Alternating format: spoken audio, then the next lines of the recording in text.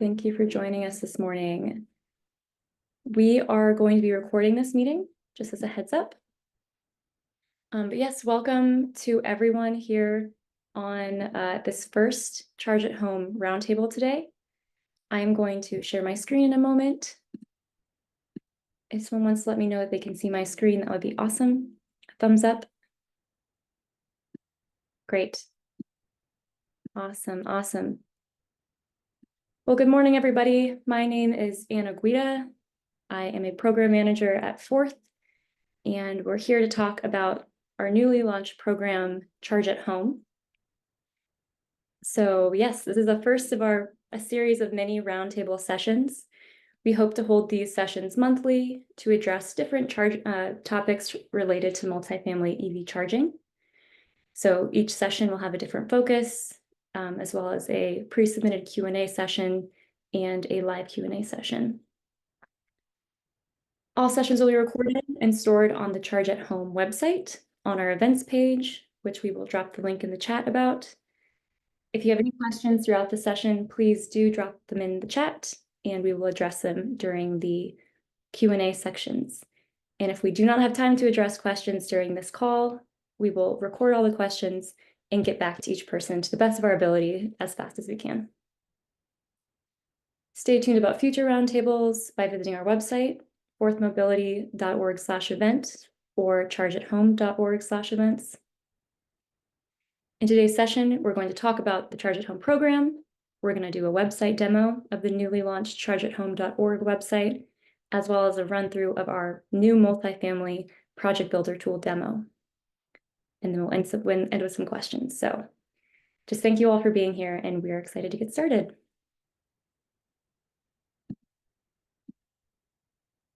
So we're fortunate enough to have a great group of project partners on Charge at Home. These partners include the U.S. Department of Energy's Vehicle Transportation or Technologies Office, Fourth, the National Multifamily Housing Council, Energetics, Electrification Coalition, CalSTART, Grid Alternatives, Atlas Public Policy, Virginia Clean Cities, Clean Communities of Central New York, Drive Clean Indiana, Michigan Clean Cities, and the Community Climate Collaborative.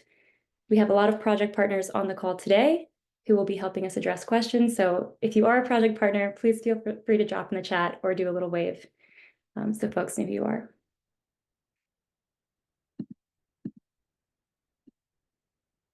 Okay, so Charge at Home.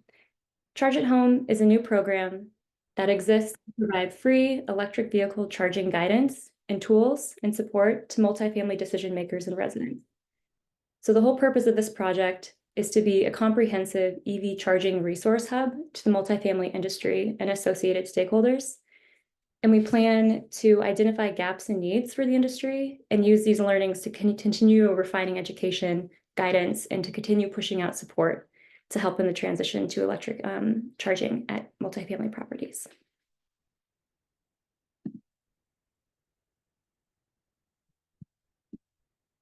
On the chargeathome.org website, we have a ton of resources.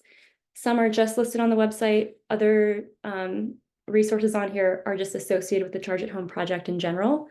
So on our website, which I'll show you in a few moments, we have market segmented EV installation toolkits, EV charging project builder tool designed specifically for multifamily housing properties.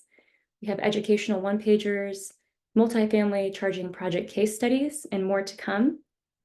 A comprehensive glossary of terms relevant to multifamily charging, communication templates for updating residents about charging policies, a resident empowerment resources page that includes a comprehensive resident empowerment toolkit, links for identifying incentives and finding EV savvy contractors in your area. And then another aspect of this project are virtual site assessments for specific communities in our core cities led by Grid Alternatives.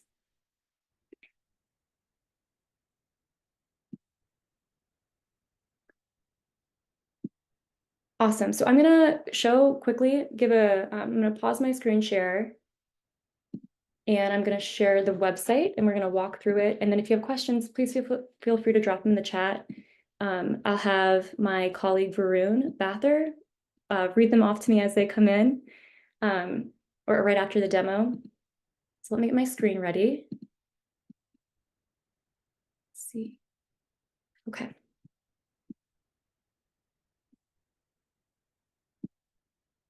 Can you all see that? See the screen? Awesome. Okay, beautiful. So here's our landing page. It's pretty basic, chargeathome.org, easy to remember. Visit us often. So just basic information about the project, some quick links to help people navigate around the site. If you scroll down here, you can see our contact us page, which is also listed on the about page. So if you have anything you want to reach out to us about, if you don't have one of our emails, this is a great way to get a hold of us. All contact inquiries that come through, you have access to all the awesome partners on this project by using this tool here. So if you visit this website, you're ready to learn more, your first step would be to start with getting started. We have two sections of the page. One is for EV charging at new multifamily developments. The other is for EV charging at existing multifamily developments. So let's just click through here at new. You'll see on this page, we have two options here. These are the two new development toolkits we have prepared. New market rate, new affordable. If you click through here, you'll be able to access a downloadable market segmented toolkit specific to your property's nuances. They're really comprehensive, hyperlinked, lots of information in these. These were developed over the course of the last year with support from our partners and some amazing multifamily subject matter experts. Each toolkit starts with an EV charging primer, just giving folks background about types of electric vehicle charging, charging solutions that are available for folks, as well as important considerations when it comes to EV charging vendors. So the goal is that people with background or no background in EV charging could access these toolkits and be walked through the process of planning and design all the way through post-construction. We also have an affordable housing toolkit as well. That includes some nuances that are specific to affordable housing. Same goes for the existing properties. We have the existing market rate and the existing affordable toolkits ready to go. Over the next few months, we'll be rolling out some condominium-specific information, as well as inclusions about student housing. So stay tuned about that. We're excited to roll those out to you all. The resources page has a ton of really great information, events page, incentive search, finding electrician, information about right to charge laws and curbside charging, as well as our glossary. We've got a ton of one-pagers, reports, and presentations related to multifamily charging for education. We also have some great case studies that we'll be building out over the course of this next year with lots of great support from our partners and Energetics as well. So we're excited to roll those out. Again, as they're updated, they'll be added to this page, so check back often. And then we have a page also specifically for decision makers in the multifamily industry. So we just kind of break out the buttons to topics that are more relevant to that group of folks. We also have resident resources as well, including this pretty comprehensive resident empowerment toolkit that folks can use to advocate for EV charging where they live. We have the Charge at Home Pledge, which is a really great way for us to learn about the needs and the interest throughout the multifamily industry about EV charging. So this is a great way to show very low commitment. It's just basically signing on to show that you support these efforts and you're interested in learning more. So this is very important for us to kind of understand the landscape of the multifamily industry. So feel free to access this, check it out, and you can also leave a comment to help us kind of further our research and further our work in support of you all. The About page also has the Contact Us button, so click through there.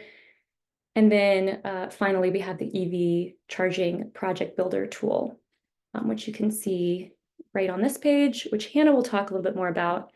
But I want to stop for a moment and see if there are any questions about this website.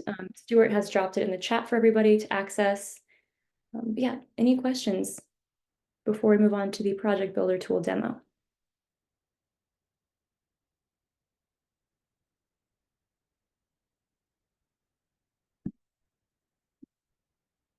Awesome.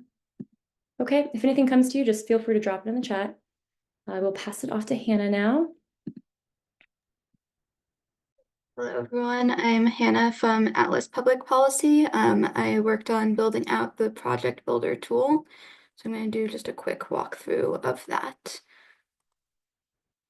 All right, can everyone see my screen? Cool, okay. So this is the page from Charge at Home where you can get to the Project Builder tool. So on this page, you can see a little bit of information about it. And then if you're going through it and anything comes up, you have any questions or feedback, we would love to hear it. And you can click here to contact us and send us your feedback. So this tool is kind of a separate web app that is part of the Charge at Home toolkit. So when you first go to it, you'll see some information about it, some information about how we're using the data, how it was built, that kind of thing. But for the most part, the tool is going to be two parts. So it starts out with a form that you can fill out with information about your projects, and then once you fill out all of this information and submit it, we'll run a quick model on the back end and then give you some analysis to help you move forward with your project. So just going through this form quickly, it starts with, you can tell us the status of your property, so whether it's an existing building or a new build, what type of housing it is, whether the parking at your building is assigned or whether it's unassigned or a mixture of those two types of parking. And then you can tell us what year it was constructed, how many units it is, how many parking spaces there are. And then right now we'll autofill to suggest that you electrify about 10% of your parking spaces. In the next phase of this project, we're going to update this to have some more advanced modeling on the back end to give a good estimate of how many parking spaces we think you should electrify, but for right now, we just go with an estimate of 10%. However, if you have a specific number that you were thinking you want to electrify, you can always overwrite this without however many you would like. You then enter the address of your building. So I'll do one in Oregon for now. And this has to be specific enough that we can get a zip code so that we can, in the future, project what your utility will be. You can then put your state and what your role on the project is. And for any of these questions that have an information bubble, if you hover over that, it'll give you more information about what you need to input and how we're using this information.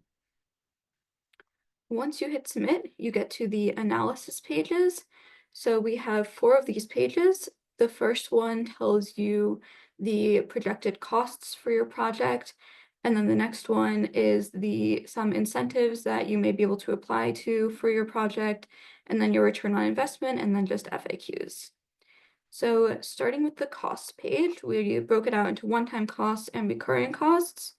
For one-time costs, we have estimates based on your state for the cost of hardware and the cost of labor and other costs. Right now, we're not able to estimate panel upgrade costs because that's very specific to every city and every building.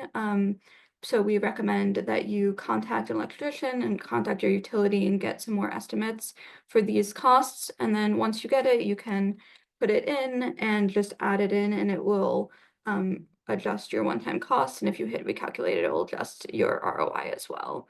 And then if you change your mind, you can always remove a cost by just Xing out of it. The same thing is true for the recurring costs. Right now, we don't have enough data to get an estimate for the monthly networking costs, but you're able to contact networks and get estimates for this and then add it in. And if you add in a monthly cost, it'll calculate the annual cost. On the next page, we have incentives. So for every project, we apply whatever the highest value incentive is within your state to your project. And we give an estimate for how much we think you're likely to be able to get from that incentive and a little bit of information about it. So you can take a look at this, see if you think that it applies and that you're going to apply for it. For this one, I think this is actually not the right utility for this location, so I can remove it and then search based on my utility, and then add in a new incentive. And then if you click recalculate, it'll redo the calculations and bring you to the ROI page. So this page is where you can see the return on investment.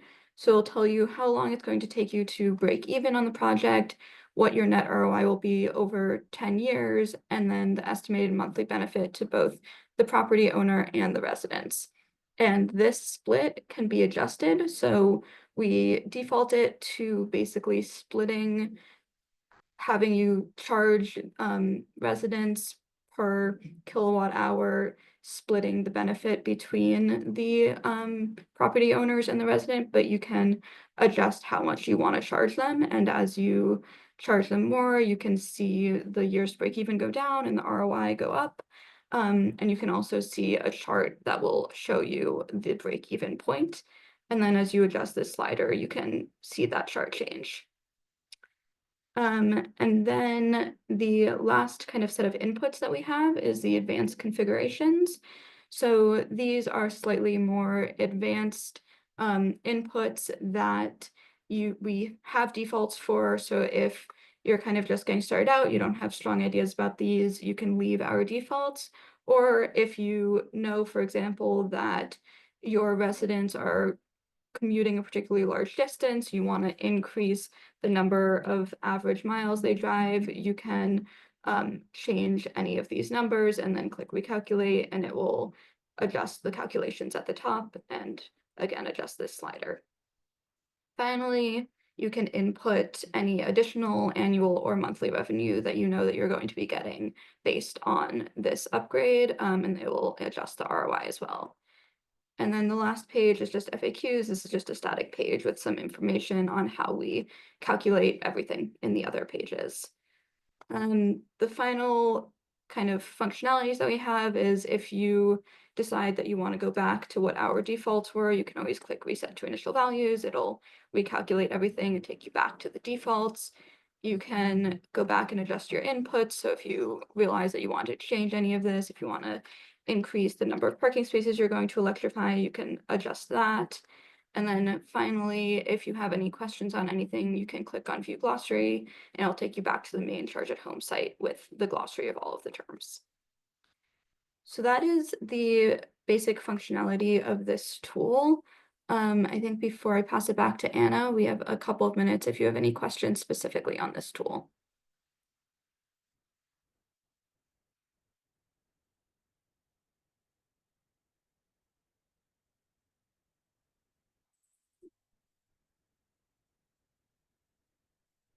Just in revenue assumptions.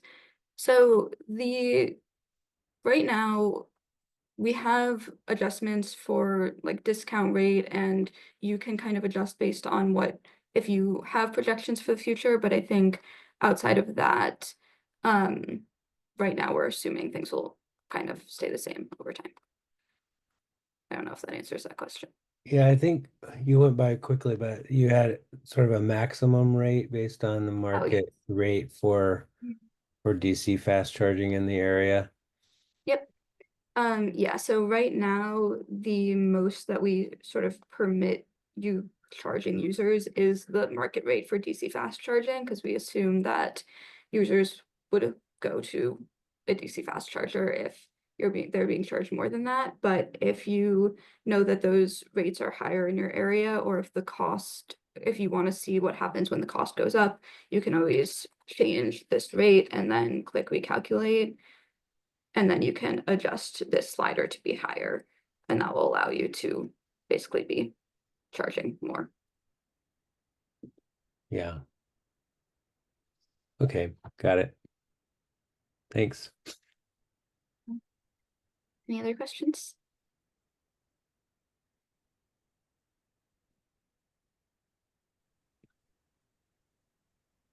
Yeah. If folks have any other questions for Hannah, feel free to drop in the chat, and we may continue to move on, and we can just address those questions as they come in, just for the interest of time. But thank you so much, Hannah. And again, this tool, we have a phase 2 of the tool that we'll be working with Atlas Public Policy on.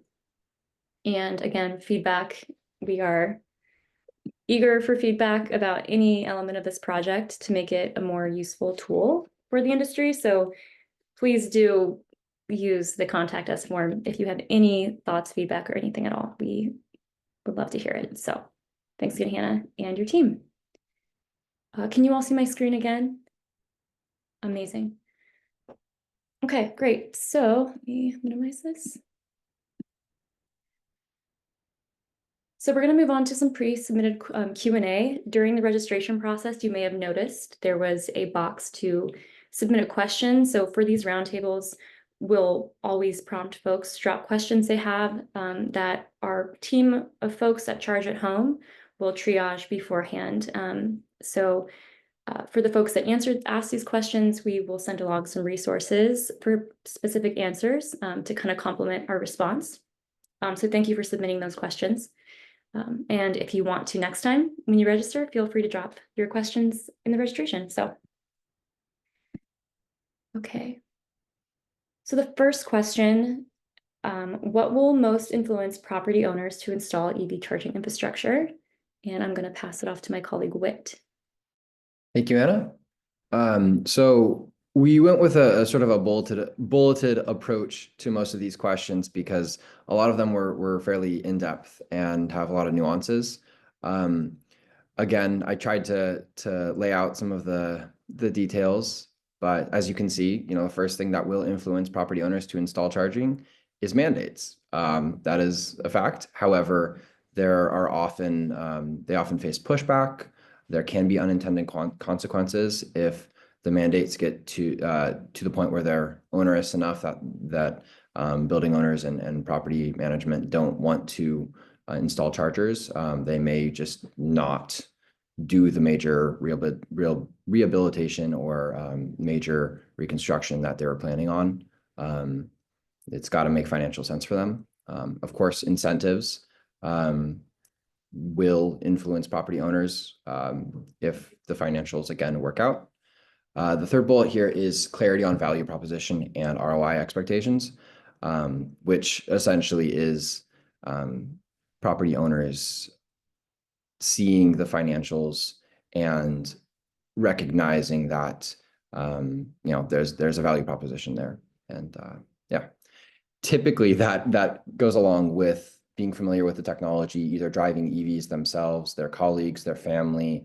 And as that's happened over the last, half decade, more and more people are very familiar with the technology and they want it at their properties. And they may just do it. And other times they'll, do it in a larger scale by installing a lot of chargers at the same time. And their familiarity with the technology really does influence some of their decisions. Because it gets them interested, and then they start looking at the financials, they start finding incentives, and they start penciling it out.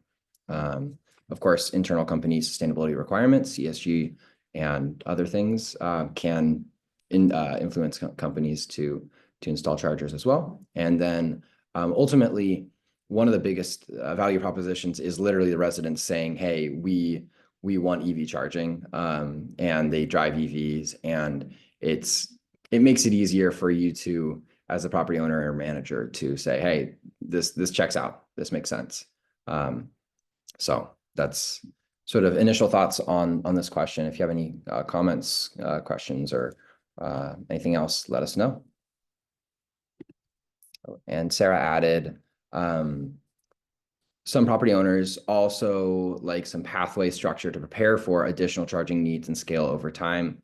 Codes and inspection requirements need to align, and a lot of authorities having jurisdiction, or municipalities or counties, are running into the issues of misalignment between what the codes say and what different codes say, or what the inspectors are looking for. And we have progressed a long way, and we still have further to go. Well said. Thanks, Sarah. Okay, we have another great question. How do you ensure affordable EV charging or installation in a competitive and technology-focused environment? This is a multi-part answer. Yeah, And these questions were very in depth. So thank you, and keep up the good questions. I sort of broke this question out into two parts. Ensuring low-cost charger installation is a wide variety of answers, but long-term planning and installing EV readiness can dramatically reduce the total cost of ownership and total cost of installation.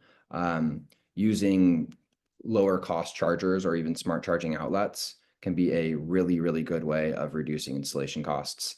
And then one way to reduce panel capacity constraints or minimize the impact of those capacity constraints on your installation budget is by utilizing load managed chargers, so that you don't need to install a larger panel, or you don't need as large of a panel as potentially you were planning on. So utilizing smart chargers can optimize for limited capacity. Additionally, one thing is a lot of residents just want access to charging. They don't really need that much power. So even level 1 chargers or level 1 outlets can be a really good solution. I've talked with utilities, and they've talked to residents as well. And sometimes the initial plan was a bunch of level 2s, and they ended up going with a lot of level 1 outlets. And overall, the residents were happier because a lot more of them were able to access charging, even if it was slower charging. And again, there's some places where that's going to work really well, and other places that it's not. It depends on the property, it depends on the location, depends on a few other factors as well. All right. Next slide, yeah. Ensuring affordable charging to residents is particularly difficult because it mostly depends on what the financial requirements and the goals of the property owners are. Whether it's going to be utilizing this amenity and raising rents, whether keeping residents happy, whether it's reducing turnover. Those are all different, goals of property owners, and especially that reducing turnover can be a huge proponent for why people install EV chargers. If residents have said, "Hey, either you're going to install an EV charger, or I'm going to find a different place to live," that's a pretty big incentive right there. So there's, of course, lots of ways to try and reduce the cost of installing chargers. And that can be a way to reduce the cost down to the residents, and typically is one of the best ways to.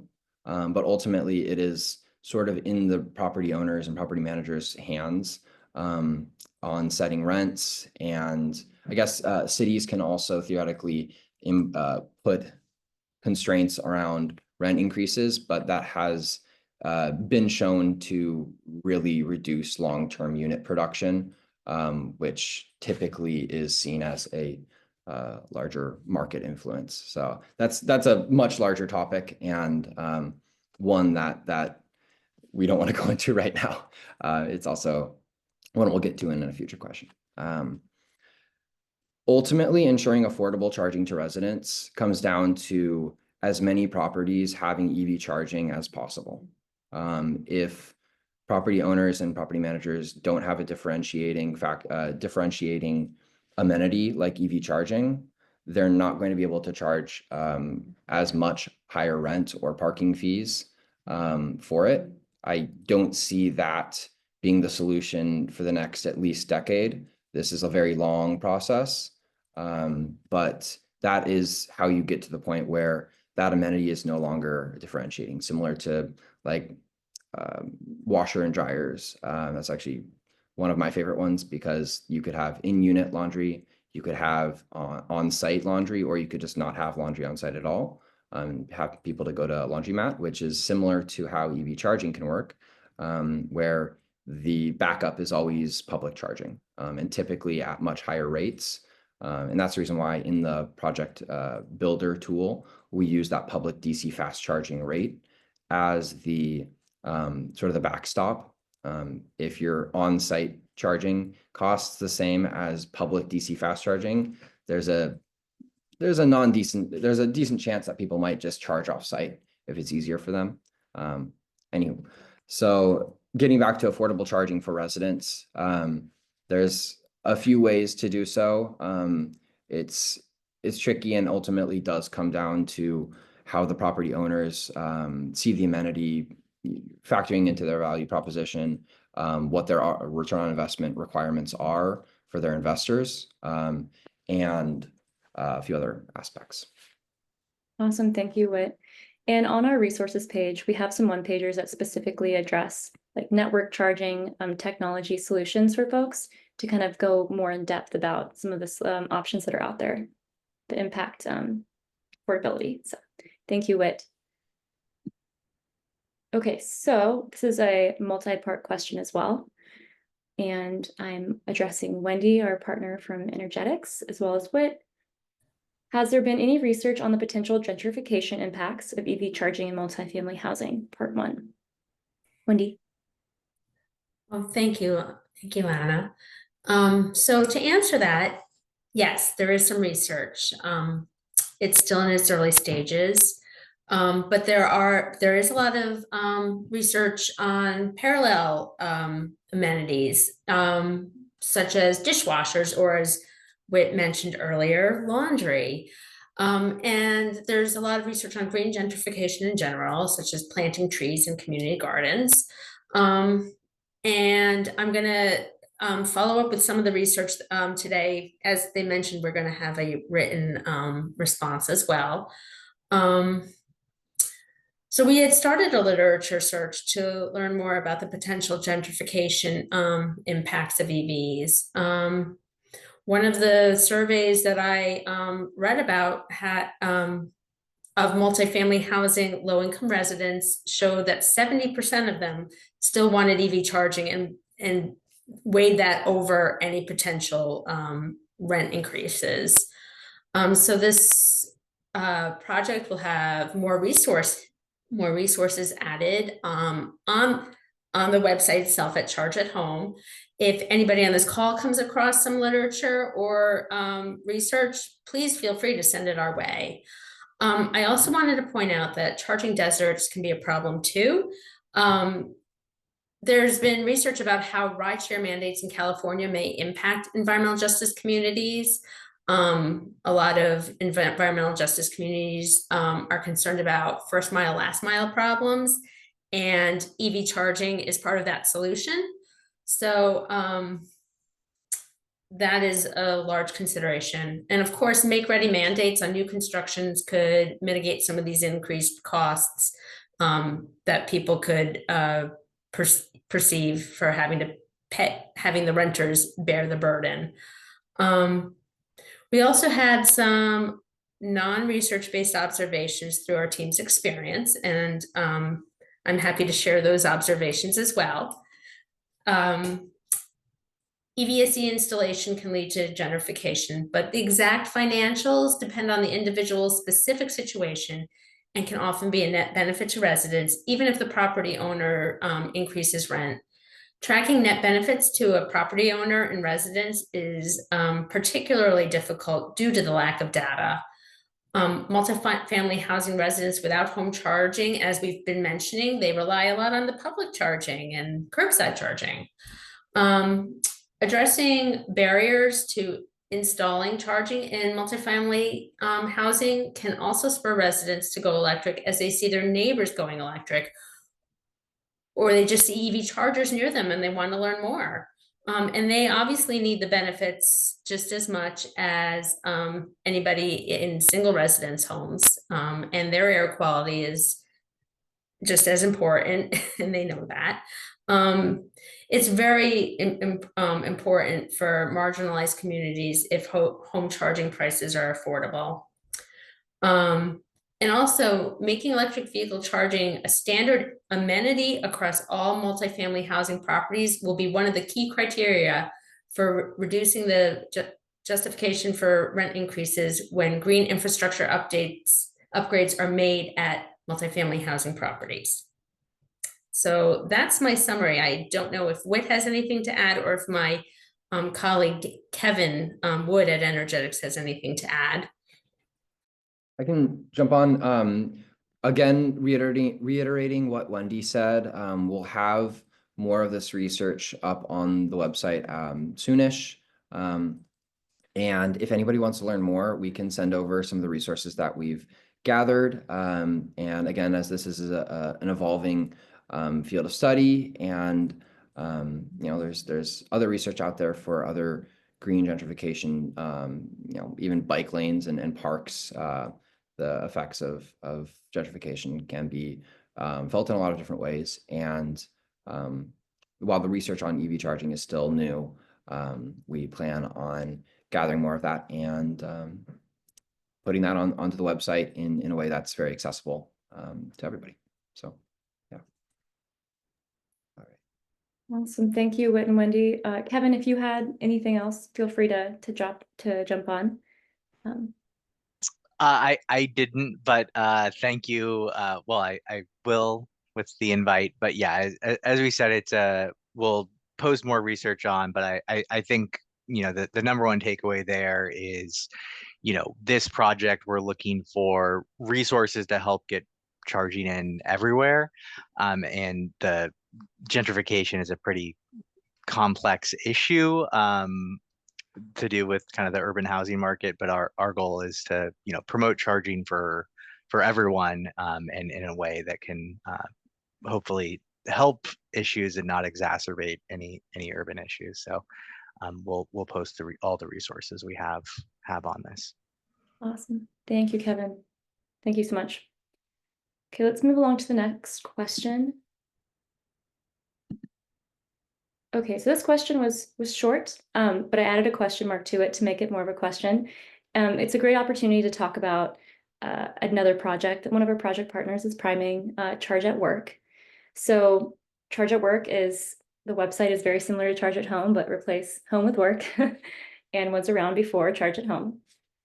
Charge at Home is a step-by-step guide for workplace charging projects, and any organization of any size can utilize this resource. Essentially, it makes planning, budgeting, implementation much more easy with a roadmap of how to do that and resources. Complementing that program is fourth eval, the Electric Vehicle Adoption Leadership Certification Program, which provides additional workplace charging tools to Charge at Work, including toolkits, templates, and EV charging installation resources. So employers can pursue eval certification and really receive recognition for their efforts to sustainability. So I sort of think of it sort of like the LEED certification when that came out back in the day. But anyway, we have some great folks from both of these programs on our call. There are some eval office hours coming up that are excellent. You can pose any questions you have about workplace charging, and they're addressed live, similar to this session. So I encourage you to sign up. You can visit and learn more on fourthmobility.org/events. And the next office hours will be January 28th. So yeah, be there. Any questions? I see some stuff in the chat. Yes, thank you, Alexandra. Amazing. Any questions? I'll just keep moving along, but we'll keep an eye on the chat. So the next question, how can we best keep charging costs or fees low to increase consumer value while also ensuring convenience? And I'll have Whit address this. Yeah, so this actually goes pretty similar to some of the stuff I talked about earlier. It depends on who is asking. Again, the we part really defines how this question can be answered. But for incentive providers, designing incentive programs to ensure affordability is key, and actually tracking where the money's going, and understanding that not all properties are alike. Some properties are going to need very little incentive funding for it to make sense at their property, and others will need nearly all of the costs or all of the costs to be covered. So understanding the differences in the market segmentation of the multifamily property industry is sort of a prerequisite to designing incentive programs in a way that will result in the effects that the incentive providers want them to. So that's sort of a step one for incentive providers. Step two, for cities, It's a little different. Typically, cities are not incentivizing chargers in the same way that, say, state agencies or utilities might. But there's nonetheless other ways for cities to get involved. And the key there is to balance the interests of the developers and the needs to add more units to their cities against the mandates or requirements and other incentives that cost money to the city and requiring EV charging essentially. So there's a lot there, but definitely reach out if you have any questions about that. It's an area of work that we're really interested in getting more feedback from cities and incentive providers and engaging in those communities more throughout this year.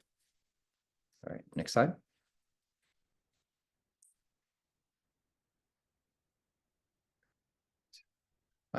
Another large question that we got was most common problems in construction and operation and possible ways to address them effectively. So of course, that is a huge question. I tried to slim it down to just the barest sort of minimum problems and solutions.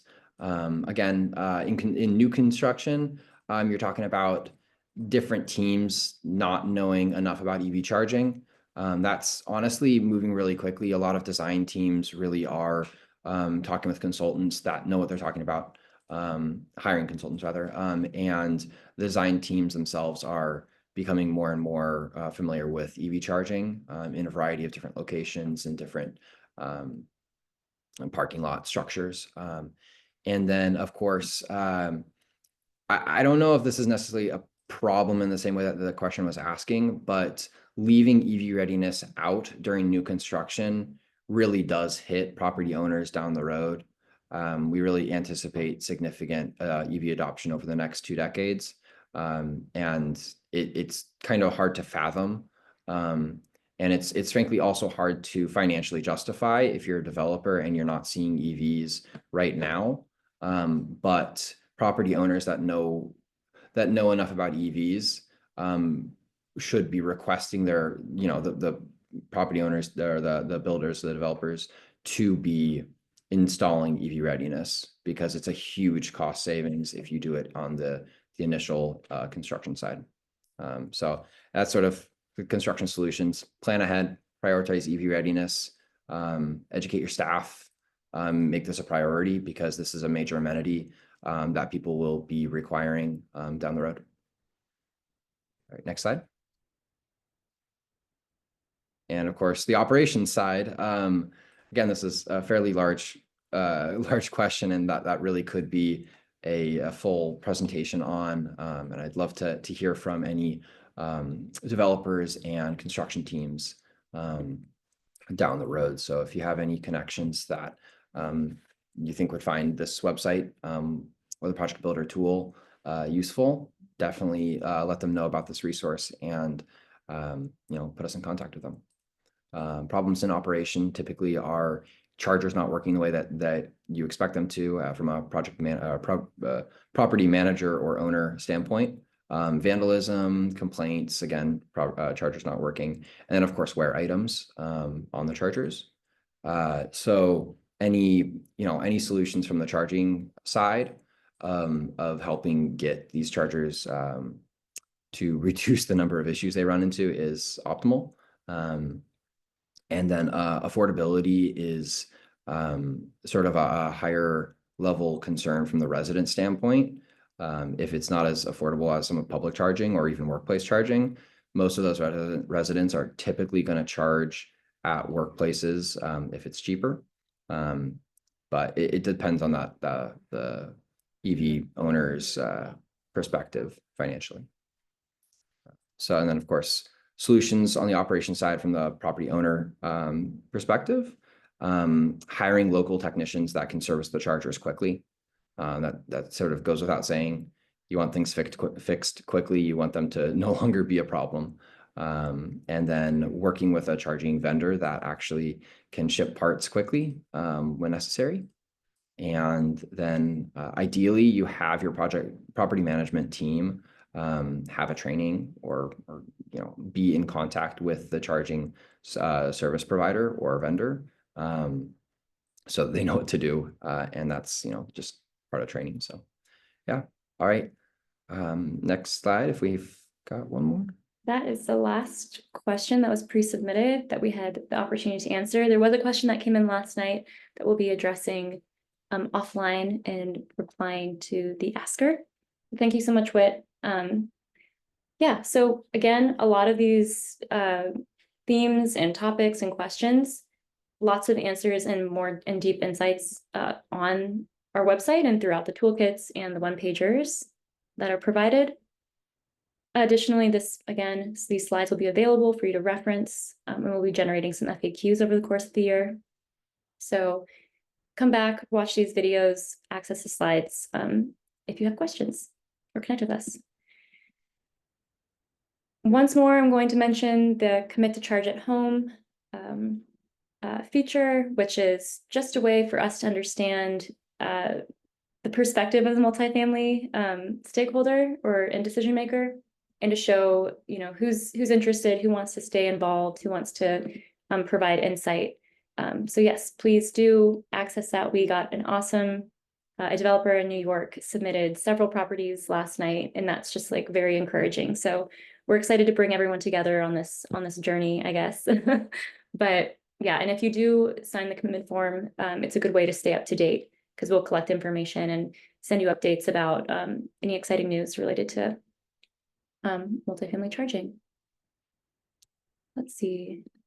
Okay, and want to connect, you can reach out to us via the contact link, and then we can assign you to the correct person on this project. We have such amazing partners that cover a variety of expertise, and we also have just our connections through Fourth and all of our other partners to support you in your transition to offering EV charging at your property. Yeah, and we encourage you to stay tuned for our next roundtable sessions. This topic was very general, it's just more of like an introduction to this project and to the website and our tool. But we'll be going into more specific topics that are super relevant to multifamily charging, exploring incentives and how to kind of go about that, as well as the actual process of what installation looks like at a multifamily property. So, and many other topics. But yeah, stay tuned. The goal is to have a few months planned out on our website, so you can see the different topics that make sense to you and join us. But yeah, that's all we have right now. Just thank you everyone who showed up and asked great questions. Thank you. Thanks, Lucy. But yeah, I'll stay online. We'll stay online. Our partners can stay through the hour. So if you have any questions, feel free to ask. Yeah, just thank you again for your time.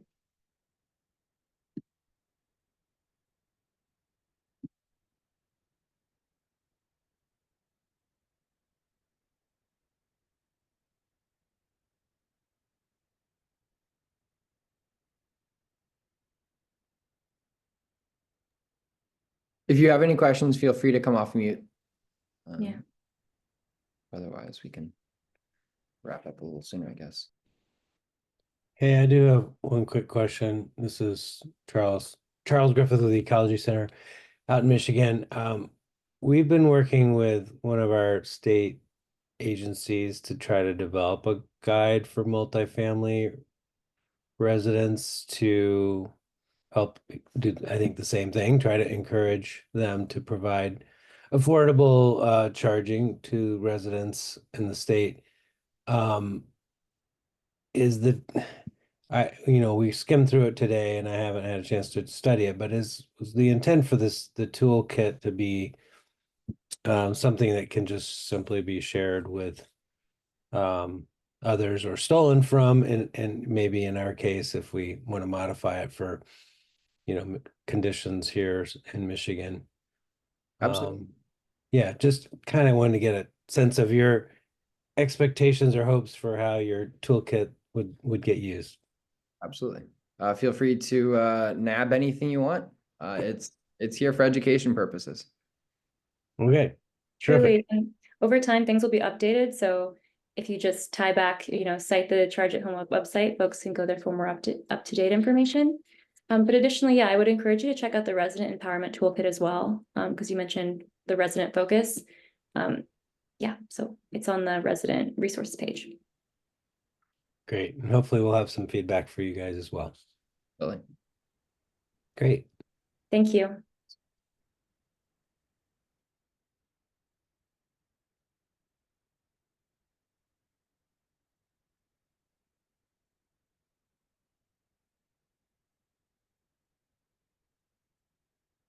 I will sit here until 11 a.m. PT. So anyone who doesn't have any other questions, you don't have to hang around, but I will be here.